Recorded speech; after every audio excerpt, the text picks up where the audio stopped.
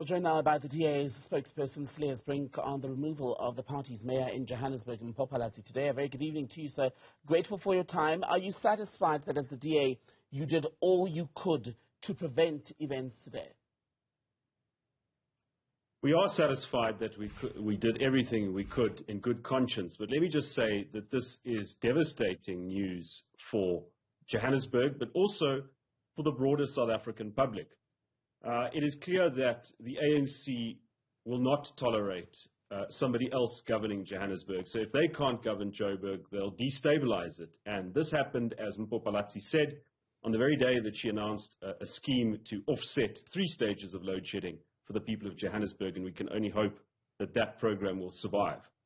But let's just be clear, these stooges from Al Jamar and the Patriotic Alliance, who have apparently reached a deal with the ANC, who knows how long ago, are counting their chickens before they hatch. They are not, the individual from Al Jamar who was just interviewed basically announced himself as the mayor, and that is premature. Our response will be to continue to fight. We will again field Mpho Phalatse as a candidate for mayor. And just like we did with Tanya Campbell when she was removed as mayor of Ekurhuleni. Okay. And that deal that was meant to replace Tanya Campbell in Ekurhuleni fell apart. And the same thing might happen in Joburg. So we're not giving up yet. But if we are defeated by the ANC and their stooges, we will do our best in opposition to make sure that they don't destroy everything that we've managed to build. What's the point of fielding Mpho Phalatse tomorrow as a mayoral candidate, barely 24 hours since she was removed, when you consider that the Patriotic Alliance is not going to vote with you? Action SA has already told us that they will not vote for a DA candidate. So the numbers don't appear to be adding up already. Well, if Action SA want to field their own candidates, they must do so. I mean, that would be in contravention of the agreement that we have. But they must take their chances because these elections happen by knockout. So the candidate with the least votes will be knocked out in the first round. So what's the use? I just want to again refer to you what happened in Ekurhuleni with Tanya Campbell. She was also voted out in a motion of no confidence. A few days later, she was voted back with an increased majority. And the simple reason was she was never removed because there was a shared program of action to improve service delivery or joint policy program.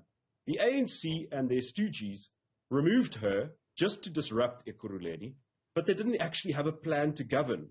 So we'll have to see if all of these parties who are now declaring victory already actually have a plan to govern, if they can get it together, if they can agree on anything really. And so it's incredibly difficult, these coalitions. But I mean, can't tell you exactly what's going to happen.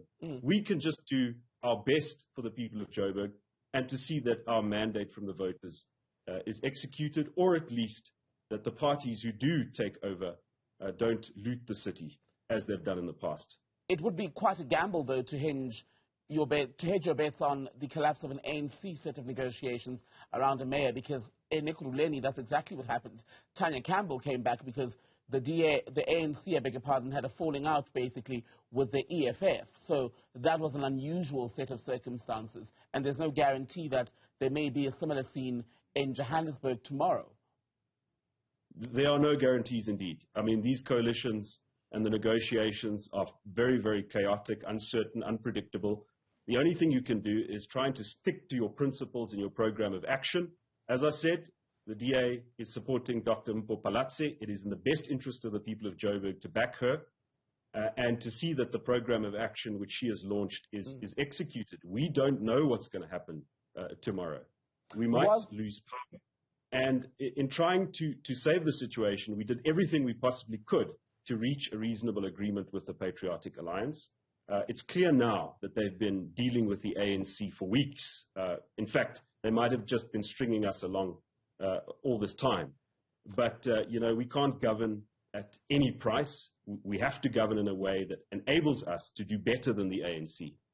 But Cilliers, the other parties say that what happened with you as the DA is that you refused basically to go with an earlier plan, and that Action SA says it even was willing to sacrifice one of the MMC positions that it would then have given to the Patriotic Alliance, but you were not happy with that. So was giving was losing Johannesburg today worth the price that you basically paid now? Denying the PA that seat, was that worth basically losing the mayorship? Well, let's just step back. There were several rounds of negotiations. It wasn't just one offer and a rejection or an acceptance. There was an offer, a counter-offer, another counter-offer, another counter-offer. This went on for almost 2 weeks. And at every step, the federal executive of the Democratic Alliance considered what was on the table, put a counter-offer, explained the reasons for the counter-offer. Let me just add, we were willing to make significant concessions of posts. We don't care about positions. We care about the implications of who holds those positions. So, for example, in the first round of negotiations, we were willing to give up the Speaker to Action SA to accommodate the Patriotic Alliance on the mayoral committee. What we were not willing to do was to place the Patriotic Alliance in a stronger position than they were before they sold out to the ANC in the first place. If we agreed to that, we would have effectively encouraged this extortative politics of the Patriotic Alliance. You know, bad faith in the past encourages bad faith in the future. The second thing we weren't willing to do was to entrust the Department of Economic Development to the Patriotic Alliance. It is a department which they have mismanaged in the past. And if you were to listen to Gayton McKenzie, how he talks about it's only about jobs and positions for him, he doesn't care about principles or a program of action. That is a significant risk. So we had to put conditions. The Patriotic Alliance had the chance to show good faith. They told us, no, you can't match our price, and then they ran to the ANC. But the big surprise, why would the DA, pardon me, why would the DA go into any form of negotiation with people you clearly think so little of, regardless of which position was being discussed? Why would you consider that if you think so little of the PA, as you're clearly stating? Well, we put down conditions, and we said if the Patriotic Alliance and the coalition partners can agree on these conditions, then the Patriotic Alliance will be manageable. But you don't give them control over all of these departments where they've already proved themselves unreliable.